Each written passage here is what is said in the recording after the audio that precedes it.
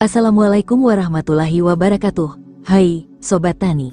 Di beberapa tempat saat ini sudah memasuki musim kemarau. Bagi Anda yang pertaniannya mengandalkan air hujan pasti akan terasa dampaknya. Tapi jangan khawatir. Ada beberapa tanaman yang tetap bisa tumbuh subur meski kekurangan air loh. Selain itu tanaman ini juga mempunyai nilai ekonomi yang bagus kalau kita pintar mengelolanya. Tanaman apakah itu? Mari kita bahas bersama. Di video ini, kita akan bahas 5 tanaman paling tahan kekeringan, yang cocok ditanam di lahan kering maupun pekarangan rumah. Tanaman yang pertama, lidah buaya, aloe vera. Tanaman ini udah terkenal banget. Lidah buaya menyimpan air di daunnya, jadi nggak butuh banyak siraman. Selain tahan panas, lidah buaya juga punya banyak manfaat, mulai dari kecantikan sampai obat luka ringan. Bahkan tanaman ini bisa dikonsumsi tentunya dengan pengolahan yang tepat. Juga kamu punya inovasi untuk mengolah tanaman ini menjadi bisa dikonsumsi. Tentunya akan mempunyai peluang besar untuk berhasil, mengingat usaha ini belum banyak dilirik oleh banyak orang. Tanaman yang kedua, kacang tanah. Yuk, tanaman ini justru lebih bagus ditanam saat musim kemarau. Kacang tanah bisa tumbuh di tanah yang gembur tapi minim air. Tanaman ini juga bisa dibudidayakan di plastik polybag.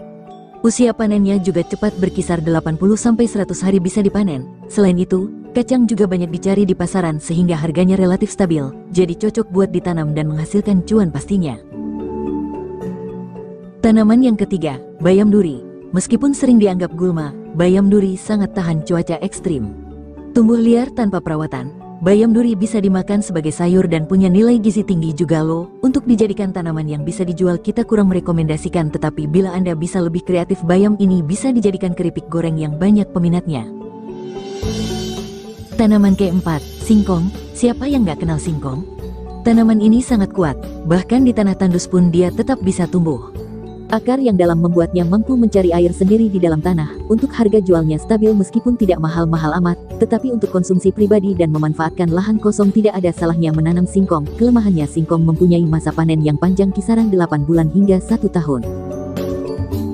Tanaman yang kelima, rosella. Hibiscus sabdariffa. Rosella bukan cuma cantik, tapi juga tahan terhadap panas.